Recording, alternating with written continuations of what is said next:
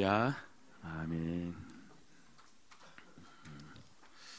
우리가 알고 있는 철학자 소크라테스, 플라톤, 또 그 제자 아리스토텔레스, 상식으로 알고 있겠지만 다들 아테네 출신 철학자들입니다. 아테네 그 옆에 도시가 고린도라는 지역이에요. 다들 알고는 계시겠지만 그래도 한번 어디에 붙어 있는지는 다시 한번 확인을 하는 게 좋을 것 같아요. 지도를 한번 보시면요. 여하튼 저기 아덴은 이제 옛날 아테네 이름이죠. 저 옆에 이제 고린도 있고, 저 아덴과 고린도 저쪽 지역을 전부 합쳐서 그리스 지역이라 그렇게 불러요. 그래서 그리스가 철학의 시작된 도시에서 철학의 시작점이다. 그렇게 이제 역사에서는 이야기를 하고 있습니다. 이 조선시대 유교가 오늘 우리의 일상생활에 영향을 미쳤듯이 당연히 저 그리스 철학이 고린도 교인들에게 많은 영향을 미쳤습니다. 그리스 철학의 특징이 뭐냐면요, 모든 사물을 이원화시켜서 보는 겁니다. 그러니까 사람도 이원화시키는 겁니다. 영이 있고 무엇이 있는 거예요? 몸이 있다. 그러니까 영과 몸, 빛과 어둠 이런 식으로 영과 몸과 영으로 이루어져 있다. 그렇게 이야기하면서 또 이원론의 가장 중요한 것이 또 모든 걸 선과 악으로 또 나누는 겁니다. 그래서 영과 몸이 있는데 이걸 또 선과 악으로 나누어요. 그럼 어느 게 선하고 어느 게 악한 것일까요? 우리가 생각하기에는 영이 선한 쪽이고 이 몸은 또 악하다, 그렇게 이야기를 했죠. 그러니까 이런 어떤 철학적 사상이 고린도 교인들에게도 그쪽에 살고 있으니까 이제 박혀 있는 겁니다. 이 고린도 교인들 중에 이제 몇 명은요, 예수를 믿으면 구원 얻는데 그 영만이 구원을 얻는다, 그렇게 생각을 했더랬어요. 그리고 이들이 이제 세례를 받을 때 또 어떻게 생각했느냐니까 그 영이 천국에 들어간다라고 믿었던 겁니다.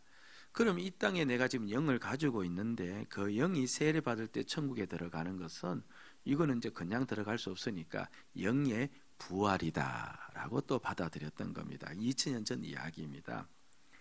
그러니까 내가 세례 받을 때 이미 영은 부활해 버렸고, 그리고 이 몸이라는 것은 아까 선과 악으로 따지면 어떤 것에 속해요? 악한 것이고 열등한 것이라 생각하니까 이 몸은 또 구원받지 못하는 것 아닙니까? 그러니까 이 땅에서 몸은 아무렇게나 사용해도 괜찮다, 그렇게 또 생각을 하면서 음행을 저지르면서도 죄의식을 느끼지를 않았다는 것을 이제 우리가 앞부분에서 배웠습니다. 그러니까 몸이 또 악하니까 이 몸은 부활할 수가 있다 없다? 부활할 수가 없다고 그렇게 또 여겼던 겁니다. 그래서 이들에게는 몸의 부활이 그렇죠, 없는 겁니다. 몸의 부활을 믿지 않고 있다는 겁니다. 몸의 부활을 믿지 않으면 그 믿음이 아니거든요. 그런데 이들 중에 몇이 그와 같은 철학적 사조의 영향으로 몸의 부활을 믿지 않고 있었습니다. 바울은 그래서 이제 고린도전서 15장을 통하여서 아니다, 몸의 부활이 있다, 몸으로 우리가 부활한다. 누구를 보면 아느냐니까 바로 예수 그리스도가 몸으로 부활하지 않았느냐, 그 이야기를 합니다. 그러면서 그들에게 이제 몸의 부활이 있음을 가르쳐 주어야 되는데 그것을 어떻게 가르쳐 주느냐 하니까 이제 그 사람들이 제일 처음에 들었던 복음, 바울이 전해준 복음이죠. 그 복음을 다시 전해줍니다. 복음을 다시 전해줘요. 그러면서 바울이 뭘 이야기하느냐 하니까 이 복음은 내가 말한 것이 아니고 나도 이 복음을 받았는데 나에게 전해준 자들이 있다. 그 전해준 자들이 이 복음을 나에게 이야기해서 내가 너희에게도 전해주었다. 15장 3절 보세요. 초대에 보니까 어떻게 이야기합니까? 내가 받은 것을 먼저 너희에게 전하였노니. 그러니까 바울이 그들에게 전한 복음은 누군가로부터 받았다는 겁니다. 그렇죠. 예. 그럼 누군가로부터 받았다고 했을 때 그 사람은 누굴까? 누가 바울에게 이 복음을 전해 주었고 바울은 누구로부터 들었을까 했을 때 바로 12 제자들을 가리키는 말이에요. 12 제자들이 전하여 준 그 복음을 내가 너희들에게 전하고 있다라고 지금 바울은 가르치고 있는 겁니다. 지금 이 이야기의 흐름은 뭡니까? 몸의 부활을 믿지 못하고 있는 그들에게 아니다, 몸의 부활은 있다, 예수님은 몸으로 부활하셨다라는 것을 이야기하기 위해서 바울은 누구를 지금 가져오고 있습니까? 자신에게 복음을 전해준 12 제자들의 복음을 이야기하고 있는 겁니다. 왜 12명을 이야기하는, 12 제자를 이야기하느냐니까요. 12 제자들은 예수님과 함께 먹고 자고 다니면서 예수님의 말씀을 직접 들었습니다. 예수님이 잡히실 때도, 예수님이 신문을 받을 때도, 십자가에 못 박히신 것도 12 제자는 다 보았습니다. 비어있는 무덤도 보았고, 나중에는 예수님께서 직접 부활하신 것도 보았고, 그리고 부활하셔서 자신들에게 찾아오신 예수님도 이들은 만났습니다. 보세요. 제자들은요, 나중에 예수님을 증거할 때 그들이 모여서 수의한 적이 없어요. 야, 우리가 예수를 증거할 때 이렇게 예수님을 소개하자라고 수의한 적 없고, 신학적으로 어떻게 예수를 전해야 되느냐 하면서, 그렇죠, 구약의 문헌을 가지고 와서 연구한 적도 없고, 그냥 각자가 자신이 알고 있는 예수를 전했는데 다 똑같은 예수를 전한 겁니다. 그걸 보고 복음이라고 하는데, 바로 각자가 전한 예수 전부 다 모아보니까 다 동일하게 말하는데, 예수님은 우리 죄를 위하여 죽으셨고 장사된 지 사흘 만에 다시 살아나셨다. 이걸 전부 다 전하고 있는 겁니다. 그러니까 그들이 본 그대로 그 역사적 실제를 이제 전하고 있는 것이죠. 예. 바울은요, 그러니까 몸으로 예수님이 부활하셨다는 것을 전한 자들은 실제 예수님의 고난과 죽음, 부활과 성천을 본 자들이라는 겁니다. 실제 본 자들이 예수님이 몸으로 부활하셨다는 것을 증거하는데, 그걸 의심할 수가 있다 없다? 의심할 수가 없다는 것이죠. 무엇보다 12명이 바울이 이렇게 편지를 쓸 때 죽었느냐 하면 살아있는 겁니다. 그럼 이들이 누구한테 물어보면 돼요? 그 제자들에게 예수님이 몸으로 부활했다고 이야기를 바울이 전하는데 그 말이 사실입니까? 라고 물어봐도 얼마든지 아직까지 살아있다는 말입니다. 여러분, 고린도 교회를 이야기할 때 가장 앞에 4파가 나와요. 바울파가 나오고 그 다음에 아볼로파도 나오는데 또 한 파가 있습니다. 물론 그리스도파도 있는데 또 한 파가 뭐예요? 게바파예요. 게바는 누구의 다른 이름입니까? 베드로의 다른 이름입니다. 게바를 따른 베드로를 따른 사람이 있었는데 베드로가 죽은 사람이 아니라 그 당시 베드로가 뭡니까? 살아 있었습니다. 그러니까 살아있는 12 제자들이 눈으로 보고 듣고 만지고 느꼈는데 확실히 예수님께서 죽으셨고 장사된 지 사흘 만에 살아나셨다라고 이야기한 이 이야기, 이걸 복음이라죠. 이 복음을 의심할 수가 있다 없다? 의심할 수가 절대로 없다. 너희들이 왜 믿지 못하느냐?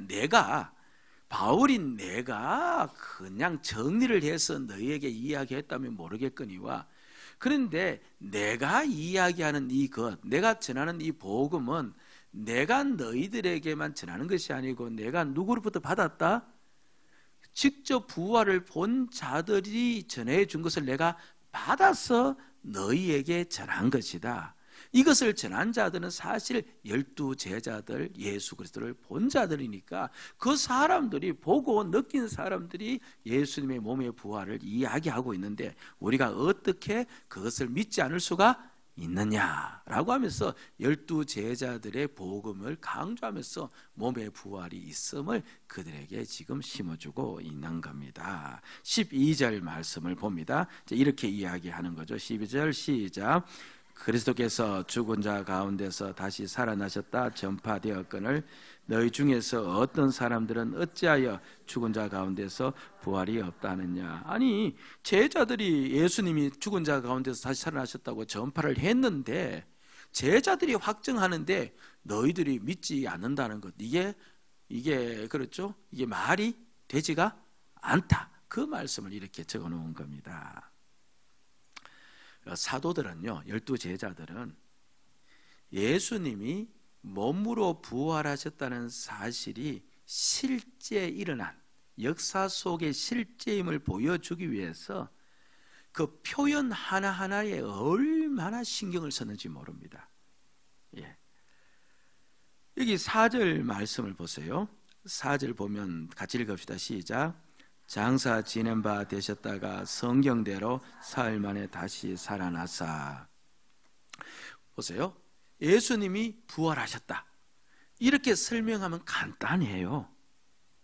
근데 그렇게 설명하지 않고 길게 설명합니다. 장사 지낸 바 되었다가 그 다음 성경대로 사흘 만에 또 살아나셨다고 하지 않고 다시 살아나셨다. 그러면 한 번만 이렇게 사용하면 되는데도요, 뒤에 계속해서 똑같은 말들을 하고 있는 겁니다. 예수님이 부활하셨다. 자, 여러분들, 제가 여러분들에게 예수님 부활하셨습니다 이렇게 했을 때 그럼 우리들은 예수님이 부활하심이 몸으로 부활했다는 것을 인정하고 듣습니까? 그걸 인정하지 않습니까? 인정하죠. 그렇게 간단하게 해도 되는데 제자들은 그렇게 하지 않았다는 겁니다. 예. 장사 지낸 바 되었다가 살아나셨다. 이걸 반복하는 겁니다. 장사 지낸 바 되었다라고 이렇게 이야기하는 것은요, 장사는 땅에 묻혔다는 말이잖아요. 땅에 묻혔다는 말은 한마디로 완전히 시체가 되었다는 말이거든요. 그러니까 장사 지낸 바 되었다, 시체가 되었다가 어떻게 되었다? 살아나셨다. 그러니까 예수님은 몸으로 부활한 것이 맞다. 그걸 지금 표현을 하고 있는 겁니다. 늘 그렇게 표현하려고 예를 써요. 마태복음 28장 7절을 보시기 바랍니다. 이렇게 설명하죠. 같이 읽읍시다. 또 빨리 가서 그의 제자들에게 이르되 그가 죽은 자 가운데서 살아나셨고, 저 보세요. 그가 부활하셨다 이렇게 하지 않고 어떻게 표현해요? 죽은 자 가운데서. 죽었다는 말은 그가 무엇이 되었다는 말이에요? 시체가 되었다는 말이에요. 시체 가운데서 그가 어떻게 되었다? 살아나셨다. 살아나셨다. 요한복음에 사도 요한도요 20장 8절 9절 읽어보면 또 그렇게 표현을 합니다. 시작. 그때야 무덤에 먼저 갔던 그 다른 제자도 들어가 보고 믿더라. 그들은 성경에 그가 죽은 자 가운데서 다시 살아나야 하리라 하신 말씀을 아직 알지 못.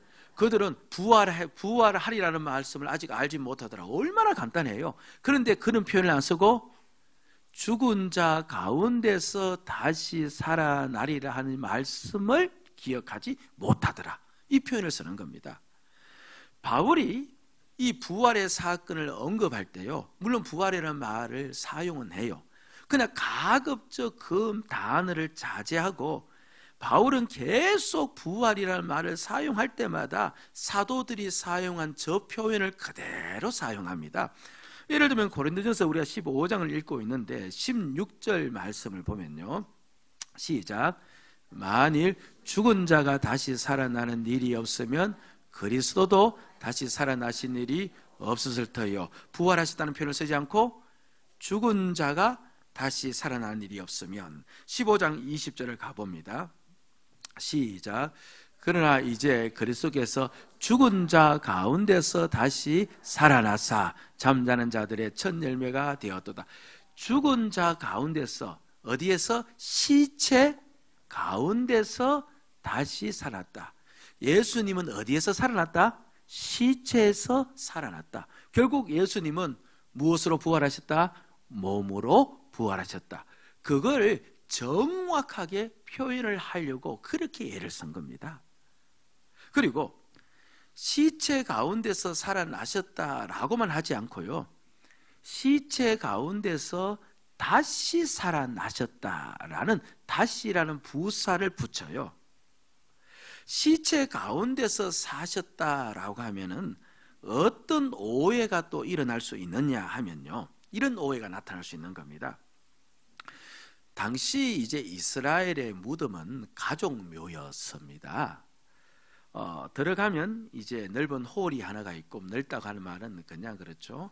그냥 사람을 누일 만한 그런 홀이라는 말입니다. 뭐 그 뛰노는 것이 아니라 묘 안인데, 우리처럼 땅을 파는 것이 아니고 굴을 파서 만든죠. 넓은 홀이 하나 있고, 그 다음에 홀 뒤에는 이제 또 약간의 뭡니까, 작은 또 그렇죠, 구멍들을 파놓았습니다.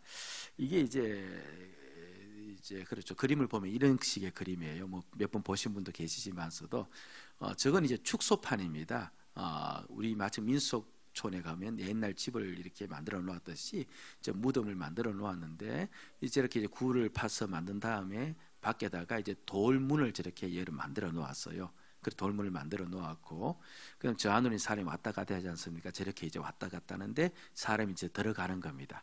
자, 들어가면 어떤 모습이 나오느냐니까 보세요. 들어가자마자 이제 약간의 넓은 이제 홀이 하나 있고, 그래서 그 시체를 누일 만한 장소의 홀이고, 그다음에 또 무엇을 파놨어요 그 안에? 그렇죠. 저렇게 약간 이제 홈 비슷하게 이제 또 사람을 이제 구부리면 들어갈 수 있을 정도의 굴 아닌 굴을 저렇게 파놓은 겁니다. 저게 뭐냐니까요. 사람이 장사되어지면 우리는 곧장 무덤 속에 넣어서 그 위에 이제 묘를 만들어 버리면 끝인데, 이스라엘은 그렇게 하지 않고 저 홀에다가 사람을 그냥 눕혀 놓아요. 물론 땅바닥 그대로 눕혀 놓지 않고 이제 돌을 가지고 다듬어 놓았죠. 눕혀 놓고, 그래서 한 1년 정도 시간이 지나도록 그렇게 만듭니다. 그러면 사람이 어떻게 되어져요? 사람이 완전히 다 썩고 뼈만 남지 않습니까? 그럼 남은 뼈를 전부 다 이제 그렇죠, 이제 서로 담아서 아까 어디에다가 다 넣어 놓는 겁니까? 저 아까 그 안에 파놓은 작은 굴 안에다가 전부 다 넣어 놓는 겁니다. 물론 지금은 그렇게 하지는 않고요. 지금은 나름대로 이제 그 함을 만들어서 그렇게 넣어 놓는데, 옛날 아주 고대는 그냥 뼈를 다 썰어서 그 안에다가 넣어 놓은 겁니다. 근데 굴이 아까 2개 보았죠. 어떤 데는 3개도 있고 4개도 있는데, 저게 뭐냐니까, 저렇게 해서 이제 할아버지를 저렇게 이제 거기다가 다 이제 뼈를 이제 썰어 넣은 겁니다. 근데 할머니가 이제 돌아가신 거예요. 할머니가. 그럼 또 할머니를 어떻게 하는 겁니까? 또 그 묘에다가 또 이제 1년 동안 안치시킨 다음에 1년 후에 뭡니까? 그 할머니의 뼈를 또 다 쓸어 담아서 또 옆에 굴에다가 또 이제 그렇게 넣어 놓은 겁니다.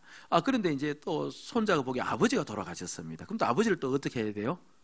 또 그렇게 해서 또 이제 1년 지나고 또 뼈를 쓸어 담아서 이제 뼈를 이제 담아야 되는데, 근데 굴은 2개밖에 안 파놓은 겁니다. 그럼 어떻게 해야 돼요?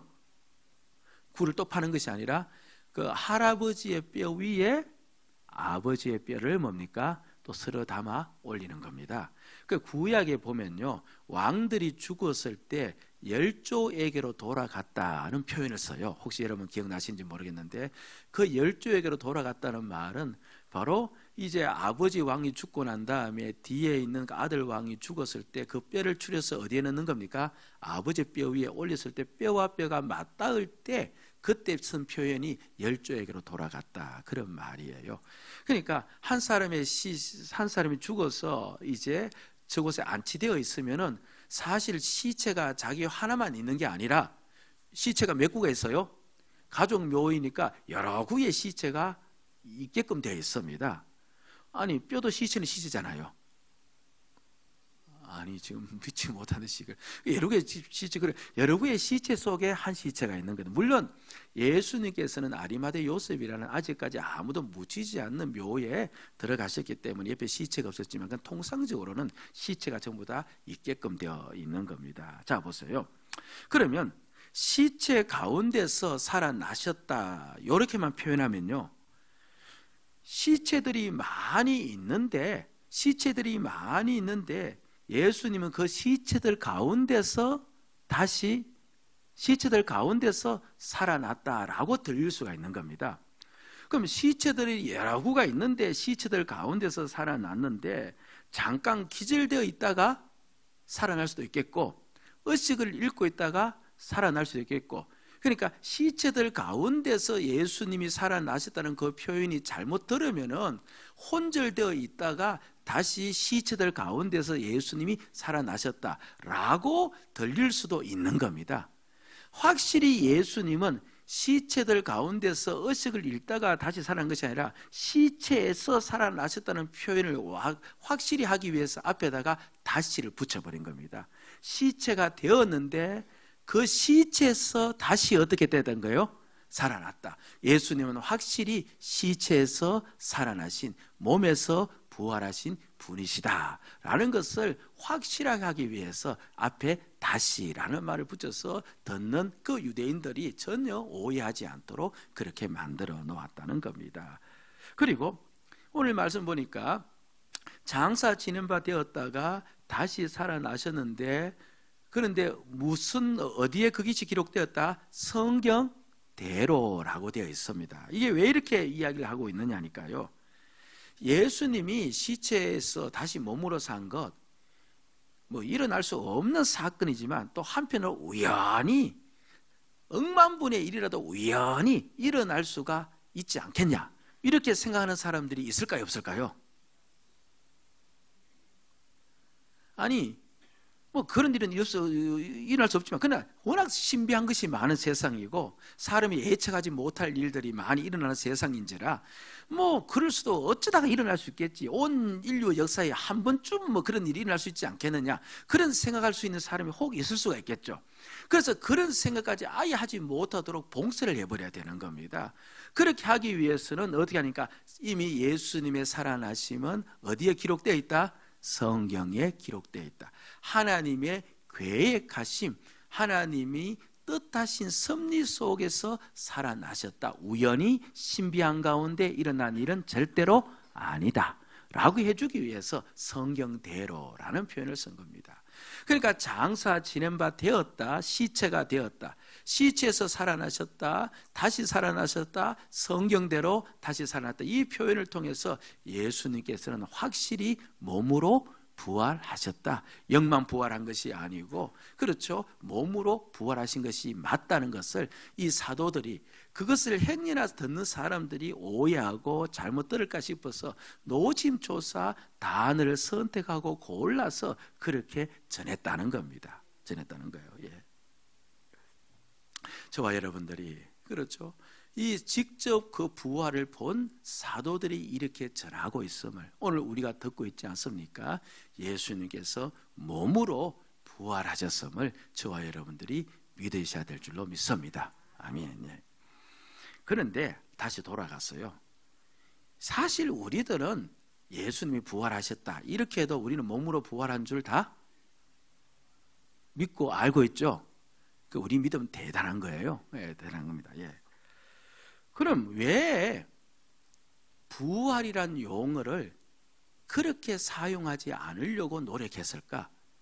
그 부활이란 단어 속에 몸으로 부활하셨다는 것이 다 들어가 있는데, 그러면 듣는 사람들이 다 그렇게 생각할 수도 있는데, 물론 정확하게 표현을 하려고 그렇게 했던 치더라도 부활이란 단어 속에는 얼마든지 몸의 부활이 들어가 있는데 왜 굳이 부활이란 단어를 그렇게 자제하고 사용하지 않으려고 했을까? 까닭이 어디에 있을까 하면요, 바울은요 물론 부활이라는 말을 사용을 해요. 그런데 가급적 자제를 해요. 사용하지 않으려고 얼마나 애쓰는지 몰라요. 그리고 주님의 부활을 이야기할 때는 늘 15장을 읽어보면요 늘 똑같은 표현이에요. 죽은 자 가운데서 다시 살아나셨다. 그 표현을 계속 일관되게 하면서 예수님의 부활을 실제의 부활로 지금 이야기하고 있거든요. 왜 그렇게 부활이란 단어를 자제했느냐 하니까, 고린도 지역은요 그리스 문화권 내에 있는 지역입니다. 그리스 문화, 여러분 이걸 생각하면 우리가 누구를 생각할 수 있느냐 하니까 그리스 로마 신화, 그리스 신화가 있잖아요. 신 이름 알고 있습니다. 우리도 알고 있어요. 누굽니까? 그리스 신화에 나오는 유명한 신, 이게 제우스 신이잖아요. 그리고 뭐 또 어떤 신을 알고 있어요? 그냥 왕만 알고 있습니까? 우리가 알고 있는 바다의 신 뭡니까? 포세이돈도 있고 비너스도 있고 그렇잖아요. 주피터도 있고 이 여러 신들이 있는 거예요. 그런데 고린도 지역 자체가요, 가장 높은 꼭대기가 분지의 형태의 꼭대기인데 거기에 그렇죠. 이게 여신을 모신 신전이 있습니다. 그리고 신전이 있고, 그리고 그 아프로디테라고 하죠. 그다음에 그 여신을 모신 신전 밑으로 각종 신전들이 다 절비하게 있는데 거기에 주피터 신전, 포세돈 신전, 그 신전들이 다 있는 겁니다. 그러니까 그리스 문화에 보면요, 그들의 신화에 보면 신들이 죽었다가 살아나요, 안 살아나요? 살아나는 겁니다. 제우스도 죽다가 뭡니까? 살아나고, 신들이 여러 번 죽다가 살아나는 거예요. 그때 신들이 죽다가 살아날 때 그들이 사용하는 그 표현법이 뭐냐니까 부활이라는 단어를 사용한 거예요. 신들이 그렇죠, 예를 들면 포세돈 신이 죽었다 다시 부활했다, 이걸 부활이라는 단어로 써서 그렇게 이야기하는 겁니다. 그러면 이 사도 바울이 예수님이 부활하셨다라고 이야기하면 오늘 우리 그리스 신화를 알지 못하는 우리들에게는 이 부활이라는 단어가 몸의 부활로 받아들여지는데, 그리스 신화권 내에 있는 그들은 부활이라는 단어를 들으면 누구의 부활을 봅니까? 그들의 신화 속의 신들의 부활로 받아들이는 겁니다. 그러니까 예수님의 부활은 신화와 같은 이야기로 이들이 얼마든지 받아들일 수가 있는 거예요. 얼마든지 지어낸 이야기, 꾸며낸 이야기로 받아들일 수가 있는 겁니다. 있는 거예요. 그래서 예수님의 부활은 절대로 신화가 아니고 역사 속 실제로 일어난 역사의 사건이다. 몸으로 부활하신 사건이 맞다. 그걸 그들에게 분명히 확인시켜 줘야 되기 때문에 부활이라는 단어를 대부분 쓰지를 않고 어떻게 길게 사용합니까? 장사 지는 바 되었다가 또는 죽은 자 가운데서 다시 살아나셨다, 이 표현을 사용해서 그들에게 예수님의 부활이 실제임을 가르쳐주고 있는 겁니다. 자, 여기 4절을 봅니다. 4절 가장 끝부분에 보니까 사흘 만에 어떻게 되셨대요? 다시 살아났사, 그렇게 이야기하지 않습니까? 거기다가 펜을 가지고 있는 분들은 표시를 해두시면 좋아요. 살아났사라는 말은 우리말 성경에는 이게 그렇죠, 예수님이 그냥 살아나셨다고 되어 있는데 원문에는 수동형으로 되어 있어요. 이 말은 예수님이 살아난 것이 아니라 예수님을 누군가가 살리셨다는 겁니다. 누가 살리셨죠? 말할 것 없이 하나님이 예수님을 살렸습니다. 그런데 그 살아나서가 시제상으로 수동형이면서 완료 수동형이에요. 이게 무슨 말이냐니까요. 예수님이 살아나셨는데 한 10일 동안 계시다가 죽어버렸어요. 그럼 그게 살아난 게 맞습니까? 아니면 살아난 게 아닙니까? 그냥 둘 중에 하나인데 한번 맞춰보세요. 그러니까 10일 동안 계시다가 그만 돌아가신 거예요. 그럼 살아난 거예요? 죽은 거예요? 여하튼, 그러면 그분이 예수님이 살아나셨는데 그 위로 죽어버리면 사실 온전한 부활은 아니죠. 온전히 살아나신 게 아닌 겁니다. 온전히 살아났다는 말은 죽으면 됩니까? 안 됩니까? 안 된 겁니다. 그래서 완료 수동형이라는 시제를 이용해서 예수님의 살아나심은 완전하다, 완전히 살아나신 것이 맞다, 살아나시면 완전히 끝이 났다, 더 이상 예수님은 죽는다 안 죽는다? 죽지 않는다, 그걸 이렇게 가르쳐 주는 겁니다. 그러니까 보세요, 단어 하나를 사용하면서 그리고 이 문장을 이어가면서 제자들이 예수님의 부활을 이야기하는데 절대로 허투루 이야기하지 않고 우리들로 하여금 전혀 오해가 없도록, 우리들에게 일말의 잘못된 생각도 가지지 못하도록 예수님은 몸으로 이 땅에 오셨고 그분은 몸으로 다시 살아나셨고 다시 살아나신 예수님은 영원히 살아계신 주이시다, 그것을 확실히 보여주기 위해서 단어 하나하나에 온 신경을 곤두세워서 우리에게 설명을 해놓고 있는 겁니다. 여러분들, 우리가 믿는 예수 그리스도 지금도 살아계신 주님이심을 믿습니다. 아멘. 지금 이제 코로나19로 인하여서 온 나라가 긴장하고 있죠. 온 나라뿐 아니라 전 세계가 긴장하고 있습니다. 우리가 이 일 앞에서 대비책을 다 세워야 돼요. 참 조심하셔야 됩니다. 그리고 지혜를 다 짜내어서 우리가 잘 극복을 해야 되는 것, 이것은 지극히 마땅한 일입니다. 그런데 한번 보세요. 사람의 힘이 얼마나 그렇죠? 연약하고 사람의 힘이 얼마나 부족하다는 것을 이번에 이 사건을 통해서 우리가 그 한계를 절감을 하는 겁니다.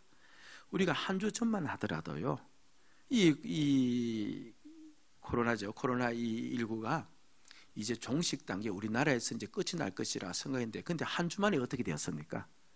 완전히 판도가 바뀌어 버린 겁니다. 한 주 전에는요, 세계에서 우리나라를 보고 방역 대책을 참 잘 세운다, 그렇게 칭찬을 했어요. 근데 지금 어떻게 되었습니까? 이스라엘이나 그쪽 다른 나라에서 우리나라가 자기 나라 입국을 허락하지 않는 그런 나라가 되어져 버렸습니다. 그렇죠? 예. 모든 상황이 전부 다 달라졌습니다. 한국의 방역 대책, 그것이 그렇죠. WHO까지 가서 설명했다잖아요. 이렇게 우리가 잘 세웠다고 설명했는데, 근데 지금 모든 것을 뒤집어 보니까 다 구멍이 나 있었고, 그렇죠. 모든 것이 다 바뀌어져 있고, 사람의 힘과 인간의 지혜라는 것은 그야말로 하나도 아무것도 아닌 것임을 우리는 지금 우리가 살고 있는 이 세상 속에서 보고 있는 겁니다. 우리가 진정 무엇을 믿고 무엇을 의지해야 되는지 지금 우리는 공부하고 있는 겁니다. 지금 우리는 배우고 있는 겁니다. 그렇지 않습니까? 역사 앞에서, 현 상황 앞에서 진정 누구만을 의지해야 될지를 우리는 지금 깨달아가고 있는 중인 겁니다. 주님이 살아계십니다. 그분이 다시 살아나사 완료수동령 살아나신 그 주님이 지금 만유의 주가 되어서 우리들 가운데 계심을 믿습니다. 그렇다면 우리가 오직 붙잡고 의지해야 될 분은 주님 한 분밖에 없음을 믿습니다. 솔로몬이 성전을 봉헌한 다음에 그가 기도를 드려요.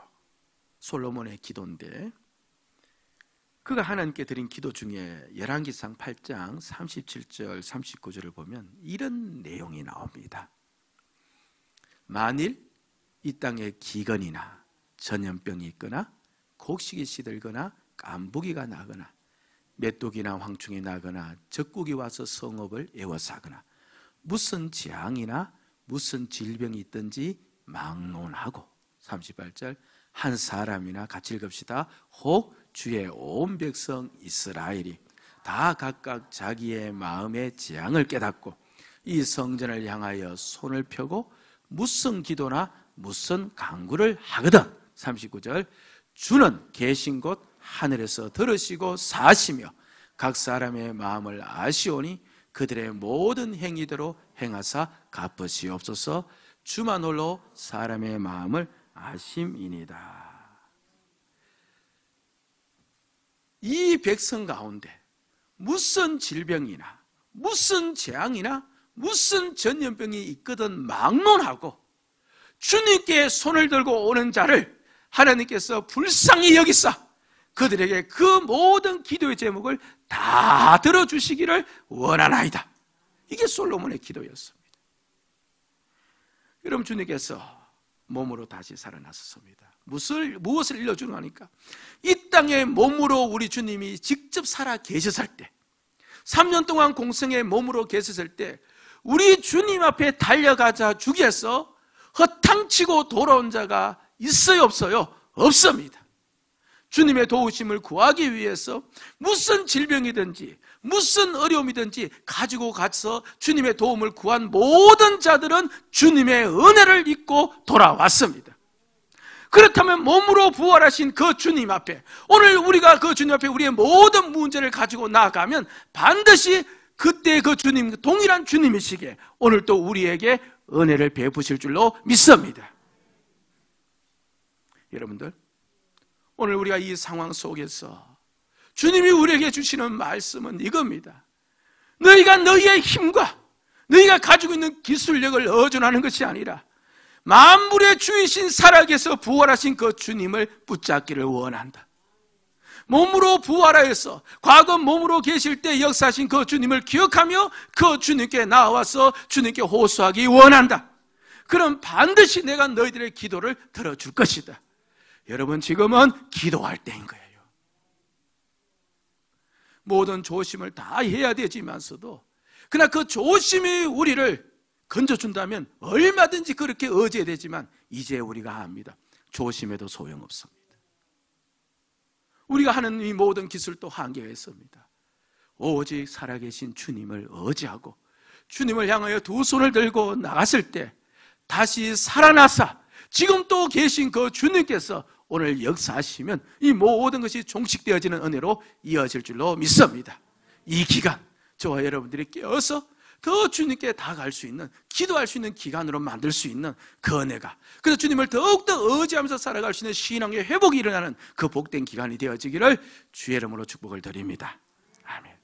나의 백성이 다 겸비하여 내게 기도하며 나의 얼굴을 구하여서 그 악한 길 떠나며 하늘에서 덮고 죄를 사하며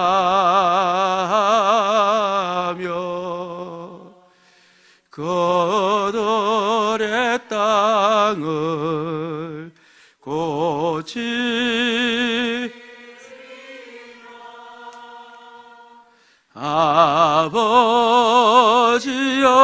아버지여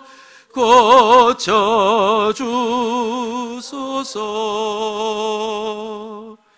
이 나라 주의 것 되게 하소서.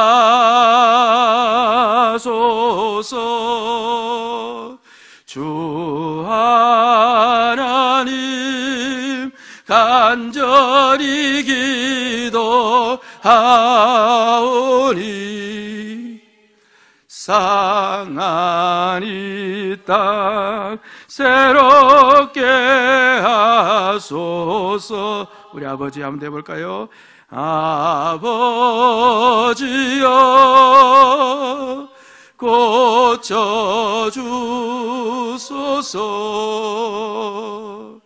이 나라 주의 끝 되게 하소서. 주 하나님 간절히 기도하오니 상한 이 땅 새롭게 하소서. 우리 지금 같이 한번 간절히 기도합니다. 여러분들, 문명과 문화는 앞으로 나아가는 것 같아 보일지라도 그러나 사실 알고 보면 역사는 똑같습니다. 사람이 살고 있는 이 땅의 모양새는 천년 전이나 3000년 전이나 똑같습니다. 하나님께서 그 땅을 힘들게 하고 어려움을 줄 때 그것은 언제나 하나님의 택한 백성들에게 하나님께서 음성을 주시기 위한 계획이었습니다. 택한 백성들이 주님을 향하여 손을 들고 돌아왔을 때 하나님께서는 그 모든 것들을 멈추시고 다시 회복시키지 않았습니까?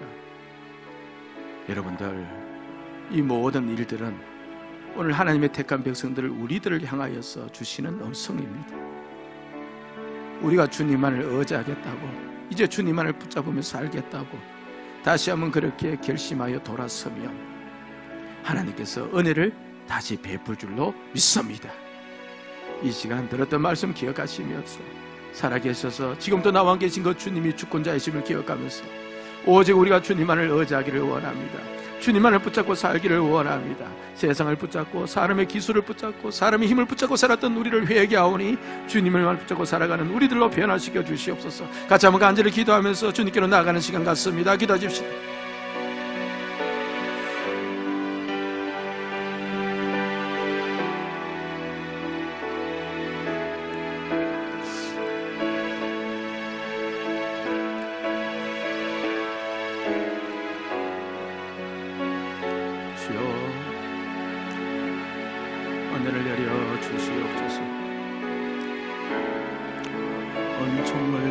주시옵소서. 주의 긍휼을 베풀어 주시옵소서. 아버지 하나님, 오늘 우리가 어디에 서 있는지 보게 하여 주시옵소서. 주여, 오늘 우리들을 깨닫게 해 주시옵기를 원하옵나이다. 주의 음성을 듣게 하여 주옵소서. 이 환경 속에 주께서 우리에게 요청하시는 말씀을 듣게 해 주시옵기를 원하옵나이다. 주여, 도와주시옵소서. 주님께로 나아가기를 원합니다. 주님을 향하여 돌아서기를 원합니다. 주님을 향하여 돌아서기를 원합니다. 주님을 향하여 돌아서기를 원합니다. 부활에 살아계신 우리의 주님이심을 내범고 주님을 의지하기를 원합니다. 주여, 역사해 주시옵시고 은혜를 내려 주옵소서. 아버지 하나님, 우리가 온전히 주님만을 의지하며 돌아설 수 있는 기회가 될 수 있도록 축복하여 주옵소서. 예수님 이름으로 기도드리옵나이다. 아멘.